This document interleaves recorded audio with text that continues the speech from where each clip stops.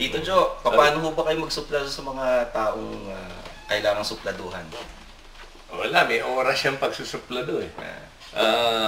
Pinakamagaling niya, si Vic. Si Vic ang master niya yan. Pero hindi naman suplado yan eh.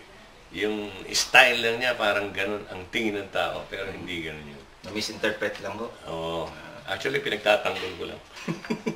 Okay. Mahirap yun, mahirap ang suplado. May mga suplado tips ho ba kayo para sa mga nasa website na to ngayon? Well, ang pinakasimple kaya lang baka mabuking ng mga tao eh.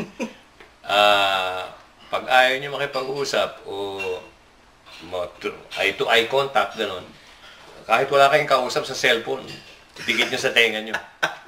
Oo, tsaka magalit ka.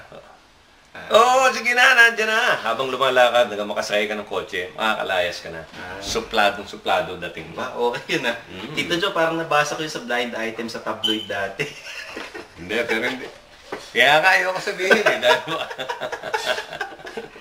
Pero hindi, nangyayari yun eh. Well, pasensya na yung ibang matamaan nun dahil minsan pagod talaga o nagmamadali.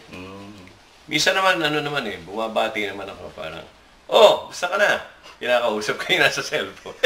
Basta na. Okay. Ganun pa rin. Dire-diretso. Okay. Salamat po, Tito Joey. Stanley Chi.